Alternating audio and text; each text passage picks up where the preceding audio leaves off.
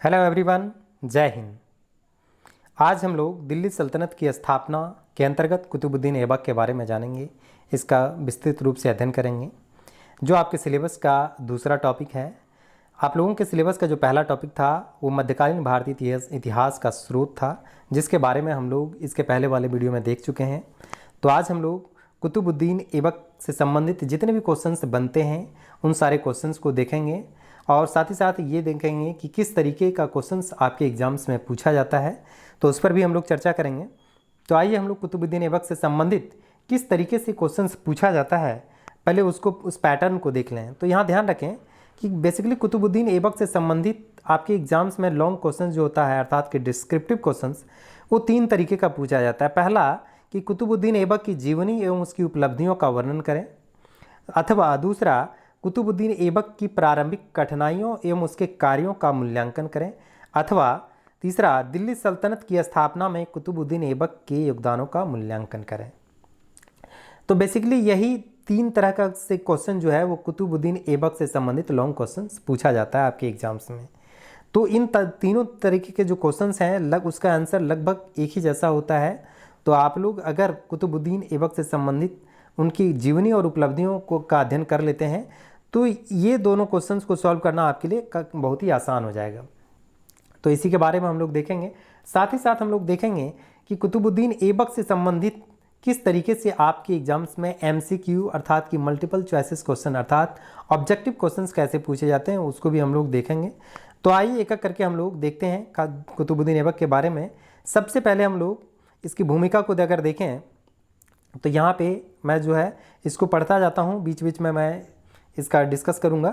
तो जहाँ जैसा कि आप लोग देख रहे हैं कि सन 1192 ईस्वी में तराइन के द्वितीय युद्ध में मोहम्मद गोरी की निर्णायक विजय तथा भारत में राजनीतिक सत्ता के परिवर्तन के फलस्वरूप 1206 ईस्वी में दिल्ली सल्तनत की स्थापना हुई थी, है ना।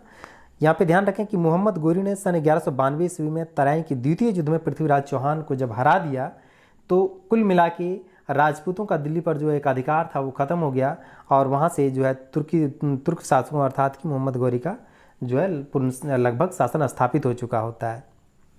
इसके बाद जो है 1206 ईस्वी में कुतुबुद्दीन ऐबक के द्वारा जो है वह दिल्ली सल्तनत की स्थापना की जाती है। आगे हम लोग देखते हैं, चूँकि इस वंश की स्थापना ऐबक के द्वारा की गई थी जो स्वयं मोहम्मद गोरी का गुलाम था, अतः इस वंश को गुलाम वंश के नाम से जाना जाता है। परंतु इस वंश को मामलुक के नाम से संबोधित करना उचित एवं न्यायसंगत है, क्योंकि इस वंश के सभी शासक गुलाम नहीं थे। कुछ शासक प्रारंभ में गुलाम अवश्य थे, परंतु बाद में अपने स्वामियों द्वारा दासता से मुक्त कर दिए गए थे। यहाँ पे ध्यान रखें कि मामलुक किसको कहते हैं, ज़रा मैं आप लोगों को बता दूं कि वैसे लोग जो प्रारंभ में गुलाम थे परंतु बाद में आज़ाद कर दिए जाते हैं वह मामलुक कहलाते हैं। इसलिए ऐबक द्वारा स्थापित गुलाम वंश को मामलुक वंश कहना अधिक न्याय संगत है। तो आप लोग समझ गए कि गुलाम वंश और मामलुक वंश जो दोनों सिनोनिम्स है, खास करके हम लोग जो है ज़्यादातर हम लोग मामलुक वंश का ही प्रयोग ज़्यादा करेंगे, गुलाम वंश का प्रयोग हम लोग कम करेंगे। इसके अतिरिक्त एक और लॉजिक दिया जाता है कि इसके अतिरिक्त इनमें से प्रत्येक शासक स्वतंत्र माता पिता की संतान था। इस कारण इन सुल्तानों को गुलाम वंश के सुल्तान कहने के स्थान पर प्रारंभिक तुर्क सुल्तान अथवा दिल्ली के मामलुक सुल्तान कहना अधिक उपयुक्त है। तो इस तरीके से ये जो था कुल मिला के इसकी भूमिका है ना, दिल्ली सल्तनत की स्थापना के अंतर्गत कुतुबुद्दीन ऐबक की। अब यहाँ पे कुछ जो आप लोगों को जो ऑब्जेक्टिव क्वेश्चंस पूछा जाता है वो दो तरीके से पूछा जाता है कि दिल्ली सल्तनत की स्थापना कब हुई थी और दिल्ली सल्तनत की स्थापना किसने की थी। तो दिल्ली सल्तनत की स्थापना 1206 ईस्वी में हुई थी और कुतुबुद्दीन ऐबक ने इसकी स्थापना की थी। अब कभी कभी ये पूछा जाता है कि कुतुबी वंश की स्थापना कौन किया था, तो इसको ये नोट जो है आप लोग इसको देखें कि कुतुबुद्दीन ऐबक ने कुतुबी वंश, इल्तुतमिश ने शमसी वंश और बलबन ने बलबनी राजवंश की स्थापना की थी। ये आपके सिर्फ ग्रेजुएशन के ही एग्ज़ाम में नहीं बल्कि कॉम्पिटिटिव एग्जाम्स में भी ये क्वेश्चंस जो है कई बार पूछा गया है और पूछा जाता है, इसलिए इसको आप लोग ध्यान में रखें, है ना। अब हम लोग कुतुबुद्दीन ऐबक की प्रारंभिक जीवनी को देखते हैं, आगे आगे उसको और देखते चले जाएंगे हम लोग। तो आइए देखते हैं कुतुबुद्दीन ऐबक, जिसका कार्यकाल था 1206 से 1210 ईस्वी तक, है ना। दिल्ली का पहला तुर्क शासक कुतुबुद्दीन ऐबक था, है ना। पहला तुर्क शासक, ध्यान रखें, दिल्ली का पहला तुर्क शासक कुतुबुद्दीन ऐबक था और उसी को भारत में तुर्की राज्य का संस्थापक भी माना जाता है।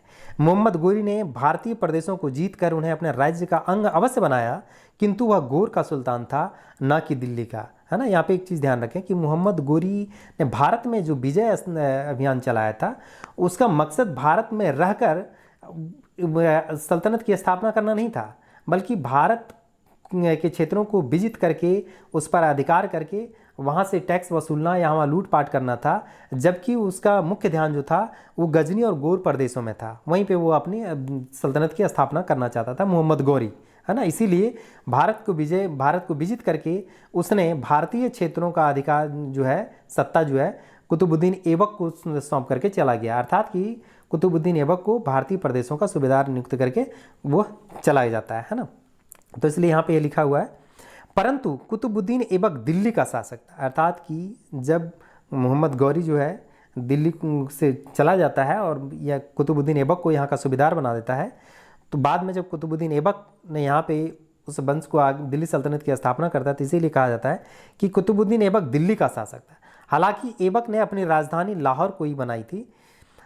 तो ऐबक की मुख्य सफलता भारत के तुर्की राज्य को गोर और गजनी के सुल्तानों के स्वामित्व से मुक्त करके उसे स्वतंत्र अस्तित्व प्रदान करना था। इसी कारण उसे भारत में तुर्की राज्य का संस्थापक माना जाता है। अब आप लोगों को समझ में आ गया कि भारत में तुर्की राज्य का संस्थापक जो है ऐबक को क्यों माना गया है ना। ये हमने चर्चा कर दी। आप इसको एक बार और देख लीजिएगा और रिपीट करके। अब आगे हम लोग देखते हैं कि कुतुबुद्दीन ऐबक का प्रारंभिक जीवन। कुतुबुद्दीन ऐबक तुर्क था। उसके माता पिता तुर्किस्तान के उच्च कुल के निवासी थे। बचपन में नीसापुर के काजी फखरुद्दीन अब्दुल अजीत कुकी ने उसे एक दास के रूप में खरीदा। काजी ने ऐबक को सभी प्रकार की शिक्षा प्रदान की, किंतु काजी की मृत्यु के पश्चात उसके पुत्रों ने ऐबक को नीसापुर से गजनी ले जाकर उसे बेच दिया और अंत में मोहम्मद गोरी ने उसे खरीदा, है ना। यहाँ पे एक चीज़ ध्यान रखें कि जो मध्य एशिया में जो गुलामों को मतलब बेचने और खरीदने की जो प्रथा थी, यहाँ पे एक चीज़ ध्यान रखें कि जो व्यक्ति गुलाम को खरीदता था, क्योंकि वो एक उसको गुलाम के रूप में ना समझकर उसको एक पूंजी के रूप में समझता था और उस गुलाम को वो उच्च शिक्षा देता था, उसके अंदर जो क्षमता थी उसको निखारता था, ताकि जब वो अगर गुलाम योग्य बन जाए, किसी योग्य बन जाए, तो वह उसको अधिक मुनाफे में बेच सकता था। इसलिए ज़्यादातर गुलामों को उच्च शिक्षा दी जाती थी या धनुर्विद्या दी जाती थी या जो है सैन्य शिक्षा दी जाती थी। और इसी तरीके से ऐबक को भी जब फखरुद्दीन अब्दुल अजीत कुकी ने खरीदा तो उसने सभी प्रकार की शिक्षा प्रदान की, खास करके सैन्य शिक्षा प्रदान की। इसीलिए जो ऐबक एक योग्य मतलब सैनिक के रूप में उभर कर सामने आया और बाद में जब इसे मोहम्मद गौरी ने खरीदा तो उसे अपनी सेना में शामिल किया और धीरे धीरे अपनी योग्यता के अनुसार वो आगे का पद पाता चला गया। आगे हम लोग देखते हैं, ऐबक ने धीरे धीरे अपनी योग्यता के कारण अमीर याकूर अर्थात कि अश्वशाला का अध्यक्ष के पद को प्राप्त कर लिया, जो उस समय बहुत सम्मानित पद माना जाता था। तराइन के द्वितीय युद्ध के पश्चात 1192 ईस्वी में मोहम्मद गोरी ने ऐबक को अपने मुख्य भारतीय प्रदेशों का सूबेदार नियुक्त किया, है ना। इस प्रकार मोहम्मद गोरी की मृत्यु के अवसर पर कुतुबुद्दीन ऐबक गौरी के दिल्ली, लाहौर और उसके अधीन भारतीय प्रदेशों का सूबेदार था। ये चीज़ समझ में आ गया आप लोगों को। अब आगे हम लोग देखते हैं कि गौरी का सहायक अर्थात कि गौरी के सहायक के रूप में ऐबक की क्या भूमिका रही थी। मोहम्मद गौरी के समय में कुतुबुद्दीन ऐबक ने कई महत्वपूर्ण कार्य किए।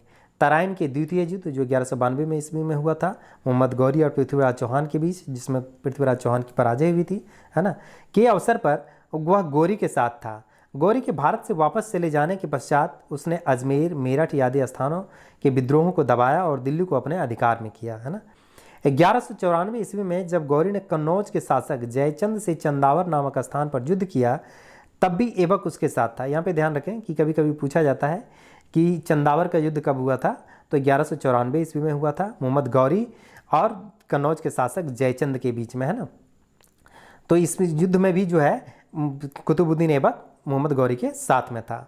उसके पश्चात उसने अलीगढ़ को जीता, अजमेर के विद्रोह को दबाया, गुजरात की राजधानी अनिलवाड़ को लूटा, राजस्थान के कुछ किलों को जीता और बुंदेलखंड के राजा परमार्दी देव को परास्त करके कालिंजर, महोबा और खजुराहो पर अधिकार किया। इस प्रकार ऐबक ने अपने स्वामी गौरी को न केवल भारत के विभिन्न प्रदेशों को जीतने में सहायता दी, बल्कि समय समय पर उसकी अनुपस्थिति में विजित प्रदेशों को तुर्कों के आधिपत्य में रखा और राज्य का विस्तार किया। ये था कि जब कुतुबुद्दीन ऐबक मोहम्मद गौरी के साथ भारत के विजय अभियान में आया था तो उसने क्या क्या भूमिका निभाई, वो उन सारी चीज़ों का इसमें डिटेल था।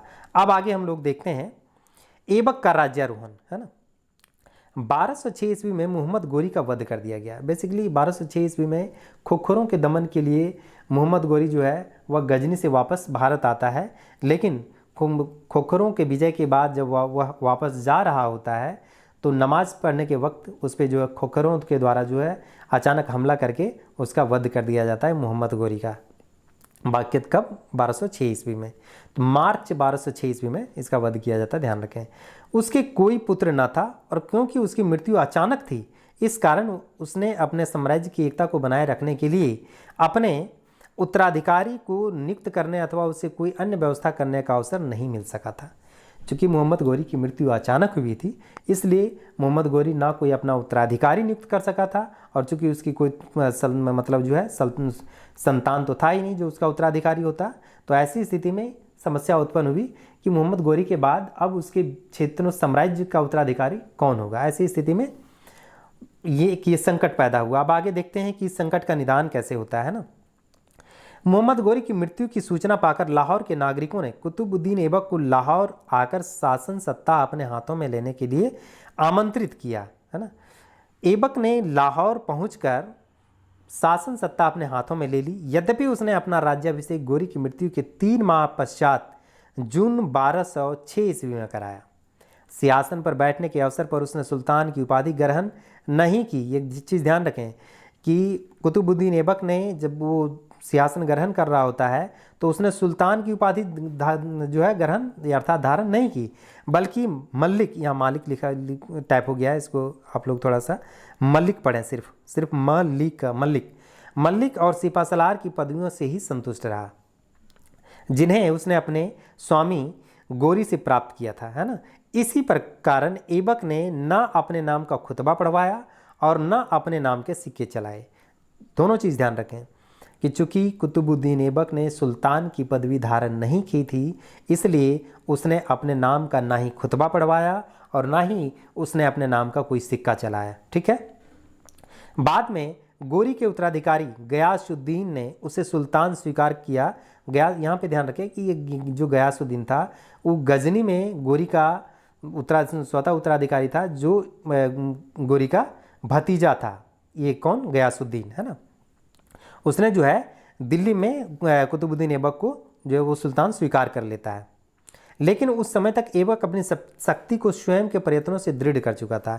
इसी प्रकार ऐबक को नियम पूर्वक अपनी दास्तां से मुक्ति भी 1208 ईस्वी में प्राप्त हुई, है ना, क्योंकि गोरी ने अपनी मृत्यु के समय तक अपने किसी भी दास को दास्ता से मुक्त नहीं किया था, ठीक है। अब हम लोग देखते हैं कि जब ये कुतुबुद्दीन ऐबक सत्ता ग्रहण कर लेता है अर्थात राज्यारोहण उसका हो जाता है, तो कौन कौन सी अब उसको पास कठिनाइयाँ आती हैं, वही उसका हेडिंग है प्रारंभिक कठिनाइयाँ। अब हम लोग यहाँ पे देखेंगे उसका कि सिंहासन पर बैठने के अवसर पर ऐबक ने अनेक कठिनाइयों से घिरा हुआ था। वह अपने सभी सरदारों से वफादारी की आशा नहीं करता था, बल्कि उनकी ईर्ष्या एवं व्यक्तिगत आकांक्षाएं उसके और नवस्थापित तुर्की राज्य के लिए घातक सिद्ध हो सकती थी। मतलब कहने का मतलब ये है कि कुतुबुद्दीन ऐबक जो है अपने किसी भी सरदार से वफादारी की आशा इसलिए नहीं करता था क्योंकि वह जो है उसके लिए घातक सिद्ध हो सकता था, है ना, और उसके द्वारा जो तुर्की राज्य का स्थापना की दी गई थी अर्थात दिल्ली सल्तनत की स्थापना की गई थी, उसके लिए भी वह घातक सिद्ध हो सकता था, साबित हो सकता था। इसलिए बड़े सोच समझ करके, बड़े सोच बूझ के साथ जो है वह फूंक फूंक कर अपनी कदम को रख रहा था।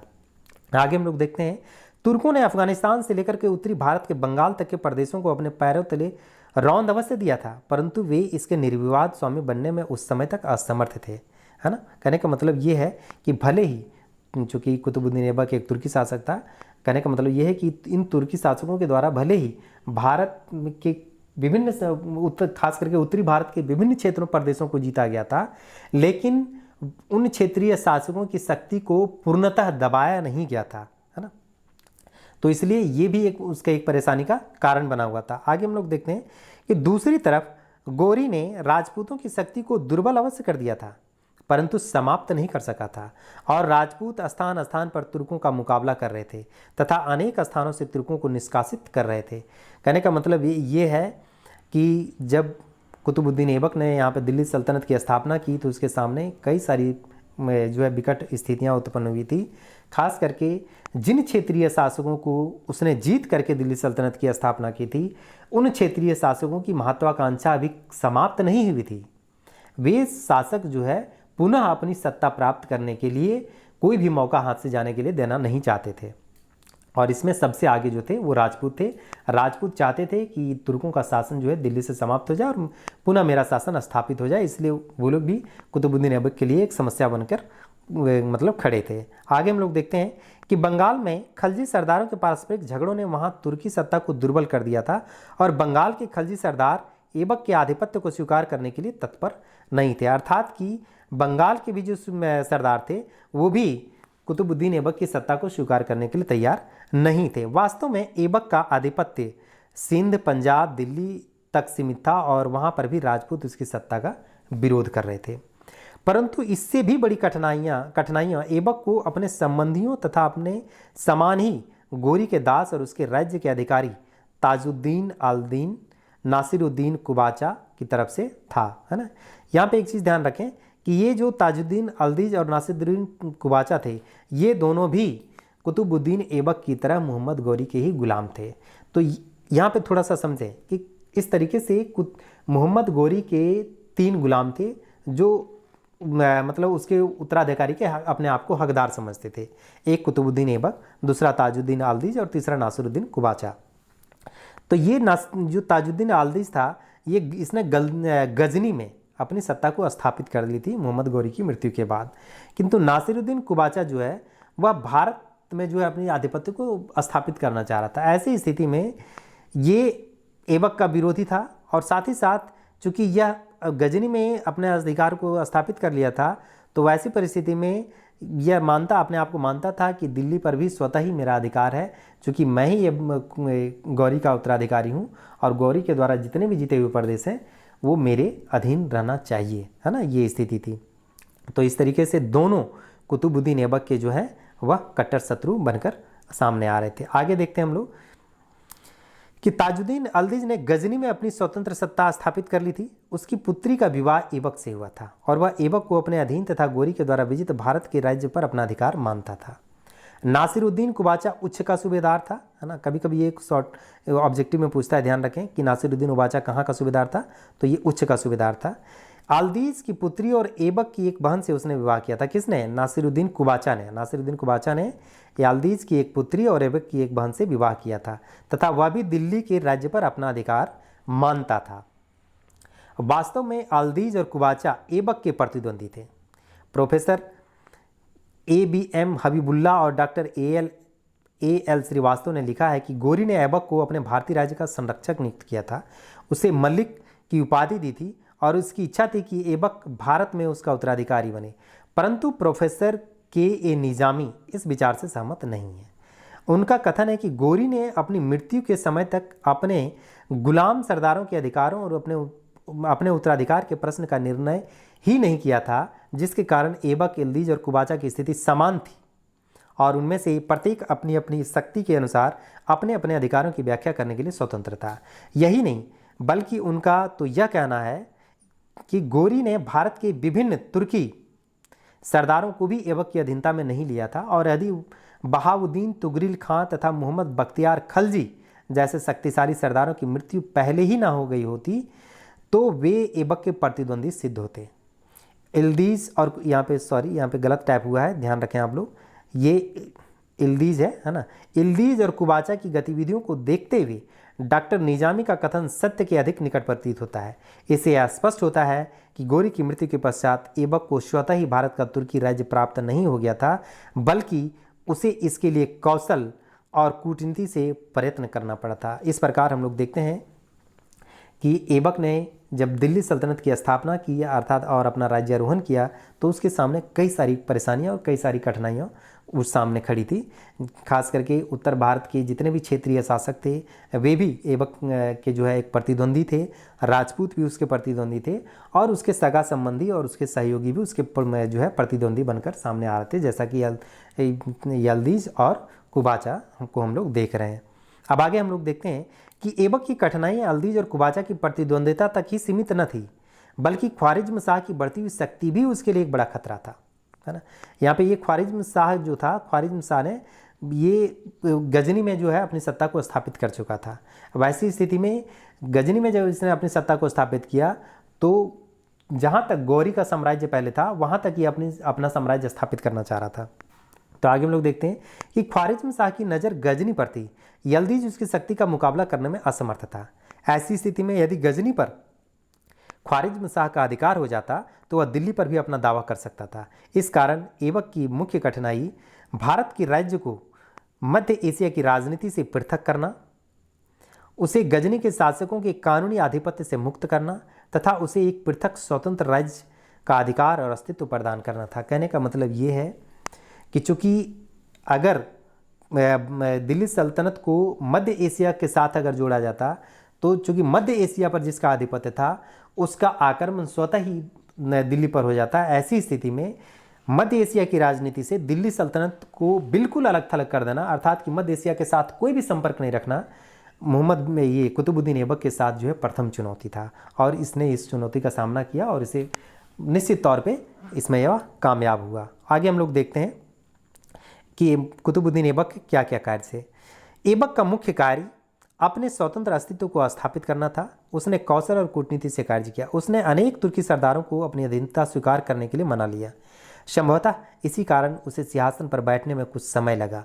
अपनी स्थिति को दृढ़ करने के आशय से ही उसने अपनी पुत्री का विवाह इल्तुतमिश से और अपनी बहन का विवाह नासिरुद्दीन कुबाचा से किया था, है ना। कहने का मतलब ये है कि प्राचीन काल में या मध्यकालीन काल में एक कूटनीति के तहत लोग जो है खास करके राजघराना या सुल्तान जो होते थे वो अपनी बहन बेटियों का विवाह दूसरे शक्तिशाली शासकों या सुल्तानों से करते थे या दूसरे शासकों की बहन या बेटियों से का विवाह जो है स्वयं कर लेते थे, ताकि दोनों जो है मजबूत शासकों या महत्वाकांक्षी शासकों के बीच जो है वो सुलह हो जाए, समझौता हो जाए, दोनों के बीच टकराव ना हो। तो ये कूटनीतिक मतलब नीति थी।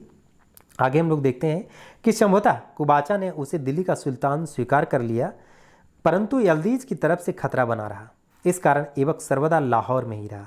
अब समझ में आ गया आप लोगों को कि कुतुबुद्दीन ऐबक ने भले ही दिल्ली सल्तनत की स्थापना की थी, लेकिन वह कभी भी वह जो है दिल्ली से अपना शासन नहीं चलाया, बल्कि उसने हमेशा अपनी राजधानी को कहाँ रखा था? लाहौर में। तो ये ध्यान रखें कि कुतुबुद्दीन ऐबक ने अपनी राजधानी को लाहौर में ही बनाए रखा था। तो अगर ये सवाल पूछा जाए कि कुतुबुद्दीन ऐबक की राजधानी कहाँ थी, तो उस समय उसकी राजधानी कहाँ थी? लाहौर में थी।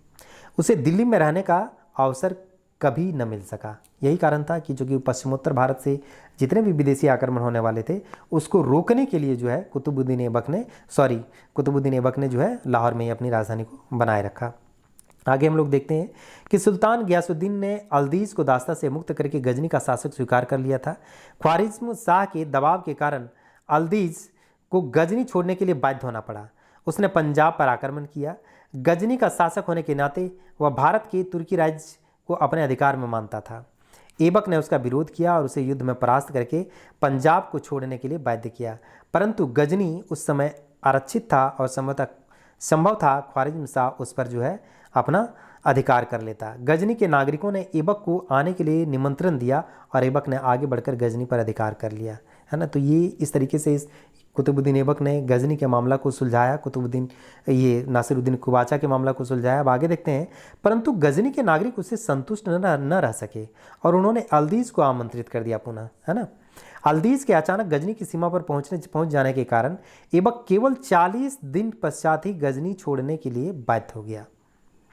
इस प्रकार ऐबक का गजनी का अभियान सफल होते हुए भी अस्थायी लाभ का न रहा, परंतु अल्दीज भी उसके भारत राज्य पर अधिकार करने में असमर्थ रहा और ऐबक ने दिल्ली के स्वतंत्र अस्तित्व को स्थापित करने में सफलता प्राप्त कर ली। अब इस तरीके से हम लोग कह सकते हैं कि कुतुबुद्दीन ऐबक ने जो है अल्दीज़ के राज्य अर्थात कि गजनी पर जो अधिकार किया वह भी वहाँ पे सुरक्षित नहीं रह सका, और ना ही अल्दीज़ ने जो भारत पे दिल्ली पर अधिकार करने का जो प्रयास किया था वह उसका सफल रहा। इस तरीके से दोनों एक दूसरे के प्रदेशों को छोड़ देते हैं और पुनः अल्दीज़ जो है वह गजनी चला जाता है, वहाँ पर अधिकार कर लेता है, वहाँ शासक बन जाता है, और कुतुबुद्दीन ऐबक जो है वापस दिल्ली आ जाता है और यहाँ पर इसने अपनी स्वतंत्र सत्ता स्थापित कर लेता है। आगे हम लोग देखते हैं कि बंगाल के दुरस्त इक्ता अर्थात सूबा ने भी ऐबक को परेशान किया। मोहम्मद बख्तियार खिलजी के हत्यारे अली मर्दन खां को खिलजी सरदारों ने कैद कर लिया था और उन्हें मोहम्मद शेरा को इस शर्त पर गद्दी पर बैठाया था कि वह दिल्ली की अधीनता स्वीकार नहीं करेगा। इस कारण आरंभ में बंगाल एक स्वतंत्र राज्य बन गया, परंतु अली मर्दन खां कैद से भागकर ऐबक के पास पहुंचा। ऐबक ने उसे बंगाल का सूबेदार नियुक्त किया और उसे वादा किया कि वह ऐबक के अधीन रहेगा तथा वार्षिक कर देगा, परंतु खिलजी सरदार इस प्रबंधन को मानने के लिए तैयार नहीं थे। ऐबक के सरदार कैमाज रूमी के निरंतर प्रयत्नों और युद्ध के पश्चात ही अली मर्दान खां को बंगाल का इक़्तिदार बनाया जा सका और बंगाल दिल्ली सुल्तान के अधीन हो गया। इस तरीके से कहने का मतलब ये है कि कुतुबुद्दीन ऐबक के द्वारा जो है बंगाल पर जो आधिपत्य स्थापित किया गया था, किंतु बंगाल में भी जो है हमेशा विद्रोह होता रहता था दिल्ली की सत्ता से स्वतंत्र होने के लिए। वैसी स्थिति में वहाँ पर दिल्ली का सूबेदार नियुक्त करना कुतुबुद्दीन ऐबक के लिए एक चुनौती थी और इस चुनौती को जो है निपटने में कैमाज रूमी ने काफ़ी उसको मदद किया और अंततः अली मर्दान खान को बंगाल का सूबेदार जो है वह बनाया जा सका। आगे हम लोग देखते हैं कि ऐबक को राजपूतों की ओर ध्यान देने का अवसर नहीं मिला और न ही वह साम्राज्य विस्तार की नीति को अपना सका। इसके विपरीत राजपूत ने कुछ स्थानों को उससे छीन लिया और ऐबक ने उन्हें पुनः जीतने का प्रयत्न न कर सका। ऐबक को समय भी थोड़ा मिला था, क्योंकि चौगान अर्थात कि आधुनिक पोलो की भांति एक खेल होता है चौगान, है ना। चौगान के खेल में घोड़े के गिर जाने से 1210 ईस्वी में कुतुबुद्दीन ऐबक की मृत्यु हो गई और उसे लाहौर में दफनाया गया और उसकी कब्र पर एक साधारण स्मारक बना दिया गया। इस तरीके से कुतुबुद्दीन ऐबक जो है जो 1206 ईस्वी में जिसने दिल्ली सल्तनत की स्थापना की थी, 1210 ईस्वी में चौगान खेलते समय उसकी मृत्यु हो जाती है और उसे लाहौर में दफना दिया जाता है। अब हम लोग अगर ऐबक की उपलब्धियों को देखें तो एक शासक प्रबंधक के रूप में ऐबक ने क्या क्या कार्य किया उसको हम लोग देखते हैं। ऐबक का शासन प्रबंध। ऐबक ने मात्र 4 वर्षों तक भारत पर शासन किया। इस अल्पकाल में वह अधिकतर युद्धों में एवं अपने प्रतिद्वंदियों से लोहा लेने में व्यस्त रहा। समयाभाव तथा संघर्षरत रहने के कारण वह प्रशासन की ओर उचित एवं पर्याप्त ध्यान नहीं दे सका। फिर भी उसने विद्रोहों का दमन कर देश में शांति व सुव्यवस्था की स्थापना की। चोर डाकुओं का उसके राज्य में भय नहीं था। कुछ इतिहासकार उसे उत्साही, उदार और न्यायप्रिय शासक मानते हैं। उसकी दानशीलता की प्रशंसा करते हुए मिनहाज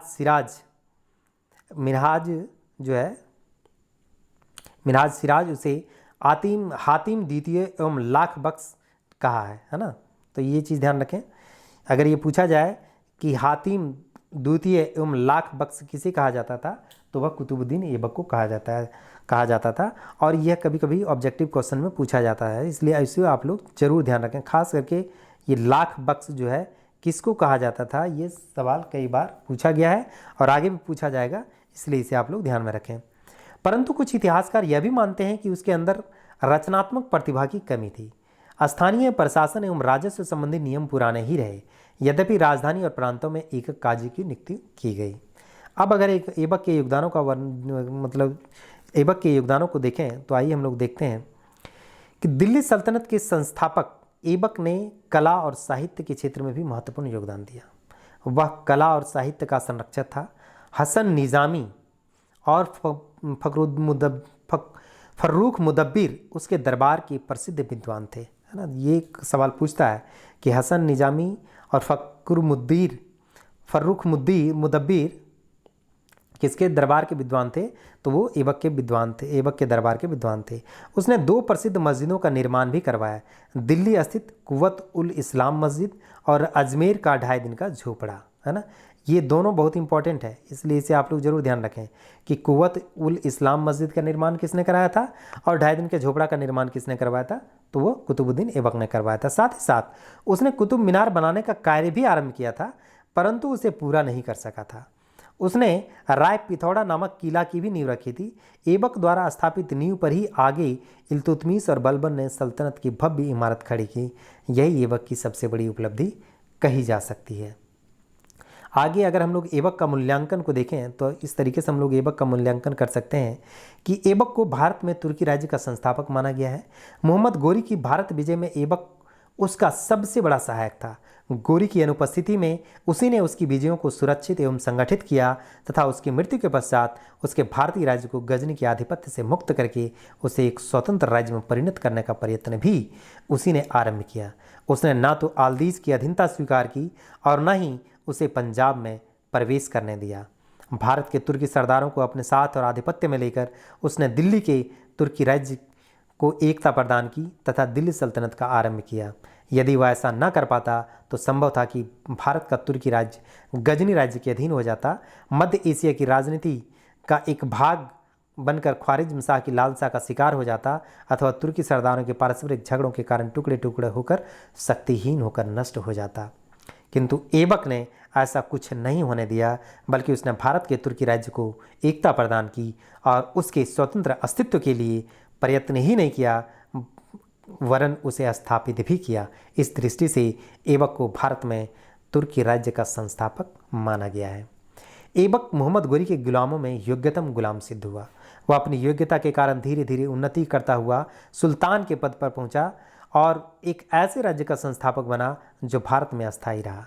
ऐबक में मस्तिष्क और हृदय दोनों के गुण थे। प्रोफेसर ABM हबीबुल्लाह ने लिखा है, उसमें एक तुर्क का साहस और एक ईरानी की उदारता और सुसभ्यता मिश्रित थी। सभी तत्कालीन इतिहासकारों ने उसकी वफादारी, उदारता, साहस और न्यायप्रियता की प्रशंसा की है। हसन निजामी ने लिखा है, कुतुबुद्दीन अपनी प्रजा को समान रूप से न्याय प्रदान करता था और उसने अपने राज्य की शांति और समृद्धि के लिए प्रयत्नशील था। इतिहासकार मिनहाज सिराज ने लिखा है, ऐबक श्रेष्ठ भावनाओं से युक्त विशाल हृदयी बादशाह था। वह बहुत दानशील था। अपनी उदारता के कारण वह इतना अधिक दान करता था कि उसे लाख बख्श अर्थात लाखों दान देने वाला के नाम से पुकारा गया। फरिश्ता ने लिखा है कि यदि व्यक्ति किसी की दानशीलता की प्रशंसा करते थे तो उसे अपने युग का ऐबक पुकारते थे। कहने का मतलब ये है कि ऐबक की उदारता को देखते हुए दूसरे व्यक्ति को एक उदाहरण के रूप में प्रस्तुत किया जाता था, है ना। ऐबक को साहित्य से अनुराग था और स्थापत्य कला में भी उसकी रुचि थी। तत्कालीन विद्वान हसन निजामी और फ़ख्र-ए-मुदब्बिर को उसका संरक्षण प्राप्त था और उन्होंने उसे अपने ग्रंथ समर्पित किए थे। उसने दिल्ली में कुव्वत उल इस्लाम और अजमेर में 2.5 दिन का झोपड़ा नामक मस्जिदों का निर्माण कराया था। दिल्ली में स्थित कुतुब मीनार का निर्माण भी उसके समय में आरंभ किया जा चुका था। ऐबक में व्यवहारिक बुद्धि भी थी, साथ ही उसमें कूटनीतिज्ञता का भी अभाव न था। वह यह समझ सका था कि उसकी प्रथम आवश्यकता भारत के तुर्की राज्य को मध्य एशिया की राजनीति से पृथक करना और उसे गजनी के आधिपत्य से मुक्त करना था। उसने इसी दिशा में प्रयत्न किए और भारत में राज्य विस्तार की ओर ध्यान नहीं दिया। वह यह भी समझता था कि भारत में तुर्की सरदारों को अपनी अधीनता में लेना आवश्यक था, अन्यथा भारत का तुर्की राज्य छोटी छोटी जागीरों में विभाजित हो जाएगा। इस कार्य में वह सफल रहा। नासिरुद्दीन कुबाचा, आल्दीज और बंगाल के अलीमर्दन खां से उसका व्यवहार कूटनीतिज्ञता का रहा। निसंदेह अन्य सरदारों के प्रति भी उसका व्यवहार कौशल और कूटनीतिज्ञता का रहा होगा, जिसके कारण भारत की सीमाओं के अंतर्गत किसी भी तुर्की सरदार ने उसका विरोध नहीं किया और बंगाल में उसकी सत्ता स्वीकार कर ली गई। परंतु ऐबक की सबसे बड़ी योग्यता उसका एक कर्मठ सैनिक और योग्य सेनापति होना था। वह साहसी और अनुभवी सेनापति था। मोहम्मद गौरी की भारतीय विजयों का अधिकांश श्रेय उसी को था। प्रोफेसर हबीबुल्लाह ने लिखा है, इस पर अधिक बल देने की आवश्यकता नहीं है कि मुइनुद्दीन की भारत की सफलताओं का मुख्य श्रेय ऐबक के अथक परिश्रम और वफादार सेवा को था, क्योंकि मुइनुद्दीन ने केवल प्रेरणा शक्ति प्रदान की थी, जबकि ऐबक दिल्ली राज्य की विस्तृत योजनाओं और उसके निर्माण के लिए उत्तरदायी था। सेनापति की दृष्टि से ऐबक बहुत योग्य था। फ़ख्र-ए-मुदब्बिर ने लिखा है, यद्यपि ऐबक की सेना में विभिन्न नस्लों के सैनिक थे, परंतु तब भी कोई सैनिक किसी व्यक्ति से जबरदस्ती एक तिनका घास, एक दाना अनाज अथवा एक पेड़ भी छीनने का साहस नहीं कर सकता था। बाद के महान विद्वान अबुल फजल ने, जिसने निरपराधों का रक्त बहाने के कारण महमूद गजनवी की कटु आलोचना की थी, ऐबक के बारे में लिखा है, उसने अच्छे और महान कार्य किए, है ना। किसने लिखा है ये बात? अबुल फजल ने, है ना। तो ये सब थे। इस प्रकार ऐबक एक योग्य सेनापति, एक व्यवहारिक शासक और एक उदार व्यक्ति था और भारत में तुर्की राज्य का संस्थापक माना गया है। परंतु ऐबक में कुछ कमियां भी रहीं। जहाँ वह बहुत दानशील था, वहाँ लाखों व्यक्तियों का रक्त बहाने वाला भी था। डॉक्टर ईश्वरी प्रसाद, हसन निजामी, प्रोफेसर हबीबुल्लाह आदि विद्वानों ने ऐबक को एक शक्तिशाली और योग्य शासक स्वीकार किया। परंतु डॉक्टर A.L. श्रीवास्तव तथा कुछ अन्य अनेक इतिहासकार उसे अच्छे प्रशासकों में स्थान प्रदान नहीं करते। उनके अनुसार उसने अपने राज्य को व्यवस्थित और संगठित करने की योग्यता का परिचय दिया। निस्संदेह उसके पास समय का अभाव रहा, परंतु तब भी उसने शासन व्यवस्था में किसी विशेष सिद्धांत का पालन नहीं किया। राजधानी में एक शक्तिशाली सेना रखने के अतिरिक्त उसने सभी महत्वपूर्ण शहरों में भी सैनिक छावनियां स्थापित की थी। उसके सभी शासनाधिकारी प्राय सैनिक अधिकारी थे। उसने अर्थव्यवस्था में भी कोई परिवर्तन नहीं किया और शक्ति के आधार पर लगान और अन्य करों को वसूल किया। इस प्रकार वस्तुतः उसका शासन एक फौजी जागीर की भांति रहा, जिसमें अस्थायित्व के गुणों का समावेश न था। हिंदू मंदिरों के अवशेषों से मस्जिदों का निर्माण कराना भी उपयुक्त न था। इसके अतिरिक्त ऐबक अपने कार्य की पूर्ति नहीं कर सका। ऐबक के पास समय का अभाव रहा। वह अपने जीवन में दिल्ली सल्तनत को पूर्ण स्थायित्व प्रदान नहीं कर सका और उसे गजनी सुल्तानों के संप्रभुता के दावे से पूर्ण मुक्ति नहीं दिला सका। उसके ये कार्य अधूरे रहे। इस कारण उसके पश्चात इल्तुतमिश को इन कार्यों की पूर्ति के लिए प्रयत्न करने पड़े। इस तरीके से हम लोगों ने एक कुतुबुद्दीन ऐबक की जीवनी, उसकी प्रारंभिक कठिनाइयों और उसकी उपलब्धियों को देखा और साथ ही साथ उसकी उपलब्धियों का मूल्यांकन भी हम लोग जो है उसके गुण और दोष के आधार पे हम लोगों ने किया है। तो इस तरीके से ये क्वेश्चन जो है कंप्लीट होता है। कुतुबुद्दीन ऐबक जो चैप्टर है वो कंप्लीट होता है।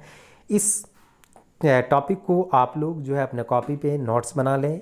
खास करके यह क्वेश्चन जो है वो इम्पॉर्टेंट है लॉन्ग क्वेश्चन में, और ये क्वेश्चन ज़्यादातर एग्जाम्स में पूछे ही जाते हैं, इसलिए इसको आप लोग अच्छे से तैयार कर लें। नेक्स्ट टॉपिक में हम लोग जो है इल्तुतमिश के बारे में अध्ययन करेंगे। तब तक के लिए जय हिंद।